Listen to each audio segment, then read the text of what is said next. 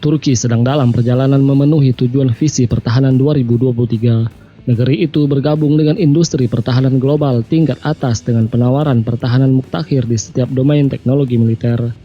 Tahun ini adalah tahun bersejarah bagi industri pertahanan Turki yang mengalami peningkatan swasembada, pertumbuhan pesat penjualan, dan serangkaian penawaran pertahanan baru di berbagai bidang. Menurut laporan TRT World pada tahun 2020, ekspor pertahanan Turki mengalami peningkatan yang signifikan. Aselsan melaporkan pertumbuhan 24% dengan kontrak ekspor yang ditandatangani senilai lebih dari 450 juta US dollar. Terlepas dari pandemi, 2021 memunculkan lebih banyak produk pertahanan Turki baru daripada sebelumnya.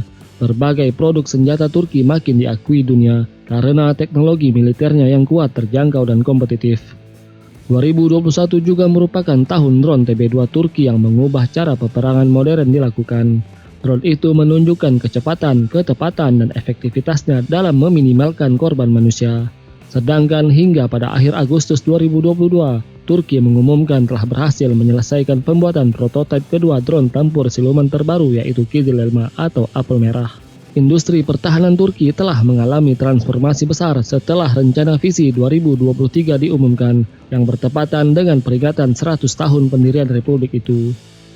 Dengan dirilisnya drone tempur tak berawak kelas berat Akinci pada bulan Agustus 2021, Turki telah bergabung dengan 3 produsen drone teratas di dunia. Drone berat jauh lebih sulit untuk diproduksi daripada rekan-rekan mereka yang lebih ringan. Dan pada tahun 2022, drone berat Akinci Turki memecahkan sejarah penerbangan Turki dengan terbang pada ketinggian 11.594 meter selama hampir 26 jam, jauh dalam jangkauan operasional sebagian besar jet tempur. Dengan lebar sayap 20 meter dan daya angkut 1 ton, drone besar ini dapat dipasangkan dengan Smart Micro Munition ringan milik Roketsan untuk waktu penerbangan yang lebih lama dan presisi tinggi. Presisi adalah ciri utama drone Turki. Penggunaannya yang tepat di Suriah dan konflik Armenia-Azerbaijan menunjukkan kepada dunia bahwa mereka dapat menimbulkan kerusakan tambahan dan menawarkan opsi pertahanan ke negara-negara tanpa angkatan udara konvensional yang besar. Fedai, perusahaan pertahanan Turki, juga mengumumkan platform rudal anti-drone, memperkuat cengkeramannya pada industri yang merevolusi cara negara-negara di dunia melakukan operasi pertahanan dan militer. Tak mau kalah, Turki juga melihat pelepasan sejumlah drone taktis yang lebih kecil dengan kemampuan swarming, pengenalan wajah, dan drone yang dilengkapi dengan laser peleburan baja dengan jangkauan 500 meter. Serta yang terakhir, pembuatan drone tempur menggunakan mesin jet yang bernama Kizil-5. Selanjutnya, di kekuatan darat, Turki akhirnya meluncurkan prototipe tank Altay nasional pertamanya. Tank itu dinamakan Fahrettin Altay, seorang komandan kavaleri Turki terkenal yang populer dalam perang kemerdekaan Turki dengan semangat heroik. Prototipe Altay dirilis bersamaan sejumlah platform artileri Mobile Storm dan telah menikmati pre-order untuk 100 tank dari Qatar sejak tahun 2019.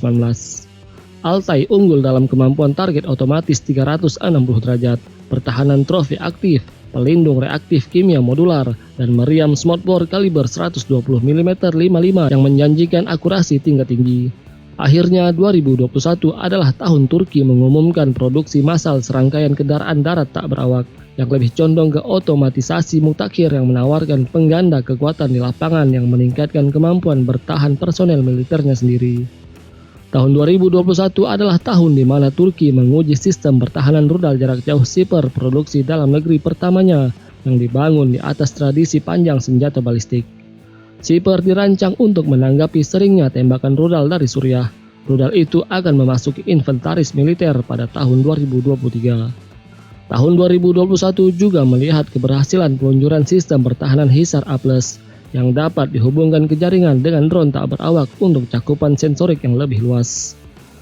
Perisai pertahanan untuk Turki mulai dikembangkan pada tahun 2007, dan saat ini sistem pertahanan itu memiliki jangkauan 15 km dan ketinggian 10 km. 2021 juga merupakan tahun rudal hipersonik. Dewan Riset Ilmiah dan Teknologi Turki atau TÜBİTAK mengumumkan pengembangan lanjutan dari senjata elektromagnetik Sapan yang dapat mempercepat proyektil ke kecepatan hipersonik tanpa menggunakan propelan kimia. Selain kemampuan kontra hipersonik, TÜBİTAK terus bekerja pada rudal supersonik ramjet dan rudal berpemandu presisi seperti SOM. SOM adalah kelas rudal jelajah presisi rendah yang dapat diamati secara otonom yang mengemas lebih banyak daya ledak dalam roket yang lebih kecil dan lebih akurat. Itu artinya SOM menawarkan daya tembak berat untuk drone kecil dan besar. Pertahanan udara Turki juga mengalami pertumbuhan yang signifikan pada tahun 2021 dengan konverter listrik hemat biaya yang dirilis untuk sistem senjata helikopter setelah masalah rantai pasukan global mempengaruhi ketersediaannya di seluruh dunia. Memanfaatkan keahliannya yang berkembang dalam sistem otonom, Turki juga merilis helikopter serang tak berawak kedua di dunia. Turki mengumumkan pengujian skala penuh untuk helikopter Gökbey asli yang baru-baru ini dikembangkan. Baykar Industries juga mengungkapkan konsep jet tempur tak berawak baru dengan kemampuan peluncuran kapal induk. Itu melengkapi inisiatif sebelumnya dari Turkish Aerospace Industries untuk mengembangkan jet tempur siluman generasi berikutnya yang dimulai pada tahun 2019. TAI juga mengumumkan 10.000 insinyur akan ditambahkan ke proyek, meskipun hanya 6.000 insinyur yang dibutuhkan untuk penyelesaiannya. 2021 juga merupakan tahun TAI mengumumkan dukungan udara jarak dekat Turki. Pesawat tempur Hurkus C siap diekspor. TAI menawarkan daya tarik yang signifikan bagi negara-negara yang ingin meningkatkan dukungan udara untuk operasi darat. Sebagai cerminan dari meningkatnya kepercayaan pada keahlian teknik pertahanan drone, rudal, dan elektro-optik Turki, tahun 2021 Turki mendapat pengakuan internasional dengan melihat sejumlah penjualan besar alutsistanya. Polandia menjadi negara NATO dan Uni Eropa pertama yang membeli drone tempur Turki. Pengadaan besar lainnya termasuk pesanan Indonesia untuk desain tank tempur bersama Turki Indonesia. Pejabat Kyrgyzstan juga mengumumkan keputusan untuk membeli drone Turki, bergabung dengan negara-negara seperti Ukraina, Azerbaijan, Maroko, Irak, Niger, Qatar, dan Turkmenistan.